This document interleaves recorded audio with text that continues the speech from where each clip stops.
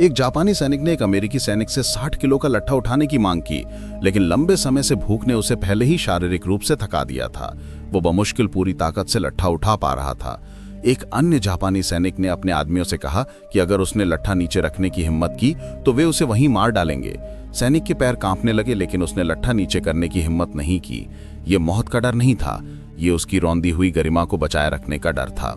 जैसे जैसे समय बीतता गया, सैनिक अपनी दृढ़ इच्छा शक्ति से डटा रहा। उसके साथ ही उसकी दृढ़ता से प्रभावित होकर उसे प्रशंसा से देखते रहे। जापानी अधिकारी का चेहरा धीरे धीरे अहंकार से भय में बदल गया। इस क्षण सभी युद्धबंदियों ने अपनी मशालें नीचे रख दी और उसका उत्साहवर्धन करने के लिए आगे आए। उस व्यक्ति को समझ आ गया कि अब वो न केवल अपना बल्कि एक राष्ट्र और एक जन की आत्मा का प्रतिनिधित्व कर रहा है। उसने जापानी सैनिक को अटूट दृढ़ संकल्प से देखा और खुद से कहा कि उसे जीना है। जीना इन जापानी सैनिकों में भय पैदा करेगा। अपनी पूरी ताकत से उसने लट्ठे को ऊंचा उठाया और अपनी ताकत का जबरदस्त विस्फोट किया। उसका नाम लुई था, जो 1917 में कैलिफोर्निया में पैदा हुआ था। वो एक शरारती बच्चा था, लेकिन उसकी एक खासियत थी, अविश्वसनीय रूप से तेज दौड़ना।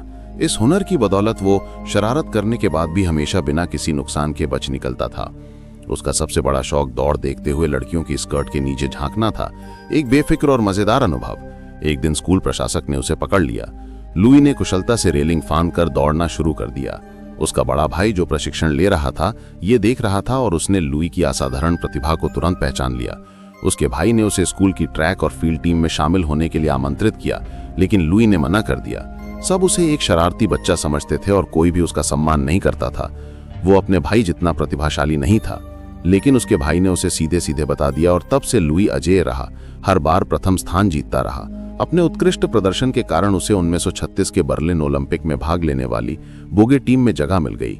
जाने से पहले उसके भाई ने उसे फिर से याद दिलाया कि ओलंपिक जल्द ही आ रहे हैं। हालांकि विश्व स्तरीय एथलीटों का सामना करते हुए भी लुई अभी भी कुछ हद तक अंतर बढ़ता गया, जिससे वो अंतिम स्थान पर आ गया। रेडियो सुन रहे उसके परिवार वाले उसके लिए बेहद चिंतित थे, लेकिन अंतिम चरण में लुई ने अद्भुत विस्फोटक शक्ति का प्रदर्शन किया। न केवल अपने प्रतिद्वंदियों को पछाड़ दिया, बल्कि विश्व रिकॉर्ड भी तोड़ दिया। हर कोई उसके लिए बेहद खुश था। एक बुरे बच्चे से लेकर अपार प्रसिद्धि पाने वाले व्यक्ति तक लुई ने एक के बाद एक विजयी उपलब्धियां हासिल की। इस समय लुई जीवन के लिए आशा से भरा हुआ था, लेकिन उसका सौभाग्य अल्पकालिक था। इसी समय द्वितीय विश्व युद्ध छिड़ गया। एक उत्साही युवा होने के बावजूद लुई ने सेना में भर्ती होने का फैसला किया और वायुसेना का एक प्रमुख बन गया। हालांकि एक मिशन के दौरान विमान में खराबी आ गई और वो समुद्र में क्रैश हो गया।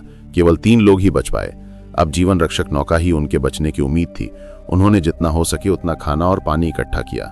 लंबे समय तक जीवित रहने के लिए लुई ने अपने दैनिक सेवन का सावधानीपूर्वक हिसाब किताब किया, ताकि वो बचाव दल का इंतजार कर सके। लेकिन 7 दिन बाद भी बचाव दल नहीं पहुंचा था। अब सारा खाना खत्म हो चुका था। उन्हें भूख, पानी की कमी, तेज गर्मी और तूफान का सामना करना पड़ा। वे 15 दिन तक समुद्र में भटकते रहे। जब सब लोग निराश थे, तभी एक बड़ा पक्षी अचानक वहां से उड़कर आ गया। लुई ने धीरे से अपना हाथ उठाया और उसे पकड़ने का मौका ढूंढ लिया। तीनों ने जल्दी से उसे काबू में कर लिया, लेकिन उसका स्वाद बहुत तीखा था। खाने से पहले ही उन्हें उल्टी हो गई। चूंकि सीकल का स्वाद बहुत मछली जैसा था, इसलिए वे उसे खा नहीं सकते थे, तो उन्होंने उसे चारे के रूप में इस्तेमाल किया। हैरानी की बात है कि उन्होंने एक को पकड़ लिया।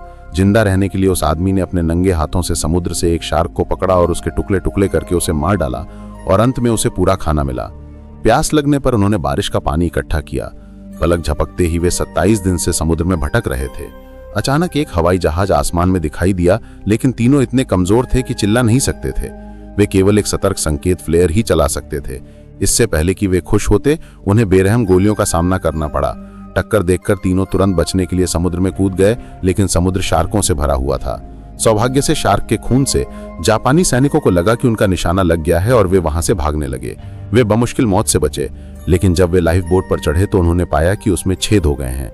उन्होंने सांस लेते हुए उसे ठीक करने की भरसक कोशिश की, लेकिन एक पल की लापरवाही में शार्क उन्हें निगलने ही वाली थी। समुद्र में अज्ञात समय बिताने के बाद उनके एक साथी ने आखिरकार दम तोड़ दिया और हमेशा के लिए वहीं रह गया। उन्होंने अपने साथी का समुद्र में अंतिम संस्कार का आयोजन किया। समुद्र में भटकते हुए 45वें दिन कभी शक्तिशाली अमेरिकी सैनिक अब केवल हड्डी मांस रह गए थे। जैसे ही वे मौत का सामना करने की तैयारी कर रहे थे, एक विशाल काली छाया ने उन्हें घेर लिया। उन्हें लगा कि ये आशा है, लेकिन ये एक और खाई थी। जल्द ही उन्हें एक जापानी युद्धबंदी कैंप में भेज दिया गया। ये जगह उनकी कल्पना से कहीं ज्यादा क्रूर थी, क्योंकि वहां वतनाबे नाम का एक जापानी सेनापति था जिसे कैंप का शैतान कहा जाता था। अपनी मासूम शक्ल के बावजूद वे एक निर्दयी आदमखोर राक्षस था। भीड़ में लुई ने उसे बस एक नजर देखा, फिर उसे घसीटकर बाहर निकाला गया और तुरंत एक डंडे से मारा गया। लुई जिद करके उठ खड़ा हुआ। लुई की अटूट साहस को देखकर वतनाबे उससे और भी ज्यादा प्यार करने लगा। अगले दिन बादलों को देखते हुए वतनाबे को पता चला कि लुई कभी एक एथलीट था। उसने तुरंत लुई को अपने आदमियों के खिलाफ मुकाबले के लिए तैयार किया। हालांकि लंबे समय से चली आ रही भूख और उत्पीड़न ने लुई को कुपोषित कर दिया था और मुश्किल से एक चक्कर पूरा करने के बाद ही वो जमीन पर गिर पड़ा। अंततः लुई दौड़ हार गया, लेकिन वतनाबे उसे इतनी आसानी से नहीं छोड़ना चाहता था। उसने उसे बुरी तरह से पीटा। उसके साथ ही बस असह्य भाव से देखते रहे। आने वाले दिनों में वतनाबे की हालत और भी बिगड़ती गई। जब भी जापान हारता वो जेल पहुंच जाता और लुई पर अपना गुस्सा उतारता। एक दिन लुई आखिरकार इसे बर्दाश्त नहीं कर सका। उसने अपने साथियों से कहा कि वो वतनाबे के साथ मरना चाहता है, लेकिन उसके साथियों ने उसे सीधे सीधे कह दिया कि अगर वो अपनी जान भी दे दे तब भी उसे मार नहीं सकता। अच्छा जीवन जीकर ही वो उसे सच में उसे हराने का मौका मिलेगा। उस दिन लुई को शहर ले जाया गया और एक शानदार दावत दी गई। पेट भरने के बाद ही उसे पता चला कि जापानी उच्च कमान लुई के एथलीट होने के बारे में जानता था। योजना ये थी कि वो लाउडस्पीकर पर एक पूर्व लिखित स्क्रिप्ट पढ़कर अमेरिकी सैनिकों के मनोबल को गिरा दे। अगर वे मान जाता तो वो अपने पीछे के सैनिकों की तरह ही शानदार जीवन शैली का आनंद ले सकता था और उसे युद्धबंदी कैंप में वापस नहीं लौटना पड़ता। अपने देश के भलाई को देखते हुए लुई ने बिना किसी हिचकिचाहट के मना कर दिया। उसने वहां अपमानित जीवन जीने के बजाय वापस लौटकर वतनाबे की यातनाएं सहना पसंद किया। इसीलिए लुई को युद्धबंदी कैंप में वापस ले जाया गया। हालांकि इस बार वतनाबे ने उसे नहीं पीटा। उसने बस अपने आदमियों से लुई के हाथ बांध दिए और फिर सभी कैदियों को एक कतार में खड़ा कर दिया, हर एक को। वतनाबे ने लुई को मुक्का मारा, उसकी इच्छा शक्ति को पूरी तरह से तोड़ देने के इरादे से।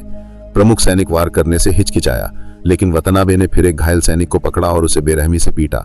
अपने साथ को और तकलीफ न हो, इसीलिए लुई ने अपने आदमियों से जल्दी करने की विनती की। अनिच्छा से उन्होंने बारी बारी से लुई के चेहरे पर मुक्के मारे। लुई को इतना पीटा गया कि वो खड़ा नहीं हो सका। इसीलिए वतनाबे ने 2 सैनिकों को उसे उठाकर पीटने का आदेश दिया। वे सुबह से सूर्यास्त तक लड़ते रहे, लेकिन वतनाबे ने उसे कितनी भी यातनाएं दी, लुई ने झुकने से इनकार कर दिया। वो जानता था कि केवल जीवित रहकर ही वो वतनाबे से अपना असली बदला ले सकता था। उस दिन वतनाबे ने लुई से पूछा कि अच्छी बात है या बुरी बात। शैतान को आखिरकार जाते देखकर सभी युद्धबंदियों ने राहत की सांस ली, लेकिन उनकी राहत ज्यादा देर तक नहीं टिकी। जैसे ही अमेरिकी सेना आगे बढ़ी, युद्धबंदी कैंप पर बमबारी की गई।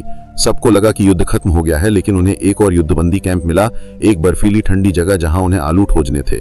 जैसे ही सभी सैनिक इकट्ठे हो रहे थे, लुई ने उस भयानक कैंप को देखा। जब लुई ने वतनाबे को फिर से देखा तो वे डर के मारे जमीन पर गिर पड़ा। वतनाबे ने अपने पुराने दोस्त को देखकर कोई दया नहीं दिखाई और तुरंत उस पर एक बंद वस्तु से वार किया। वे वहां दिन में 10 घंटे से ज्यादा काम करते थे और एक पल की लापरवाही तुरंत मौत का कारण बन सकती थी। वे इन अमेरिकी सैनिकों की इच्छा शक्ति को धीरे धीरे खत्म करना चाहते थे, उनका मनोबल पूरी तरह से तोड़ना चाहते थे।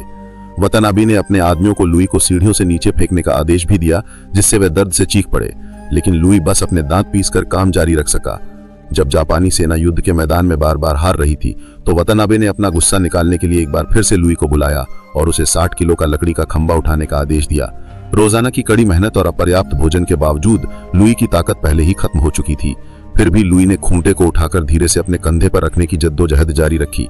वतनाबे ने तब अपने आदमियों से कहा कि अगर उसने उसे नीचे रखने की हिम्मत की तो उसे गोली मार देनी चाहिए। लुई के पैर कांपने लगे और उसकी चेतना धुंधली हो गई, लेकिन वो जानता था कि वो गिर नहीं सकता। उसे मौत का डर नहीं था, लेकिन उसे डर था कि दुश्मन अमेरिकी इच्छा शक्ति को नष्ट कर देगा। हर कोई उसे देखने लगा और उसका उत्साह वर्धन करने लगा। उस क्षण लुई को एहसास हुआ कि वो अकेले नहीं, बल्कि एक राष्ट्र और एक आवाम की डिग्निटी के लिए लड़ रहा है। वतनाबे को डर लगने लगा। उसे यकीन नहीं हो रहा था कि उसके सामने खड़े आदमी में इतनी प्रबल इच्छा शक्ति है। इतनी यातनाओं के बावजूद इस आदमी की इच्छा शक्ति इतनी मजबूत क्यों थी? ये व्यक्ति की इच्छा शक्ति को तो हरा सकती थी, लेकिन किसी राष्ट्र की इच्छा शक्ति को नहीं हरा सकती थी। इस लुई ने अपनी मासूसियत को पूरी दुनिया के सामने साबित कर दिया था और उसे यह भी समझ आ गया था कि आने वाले समय में दुनिया के लोग उसकी तरफ से आवाज उठाएंगे।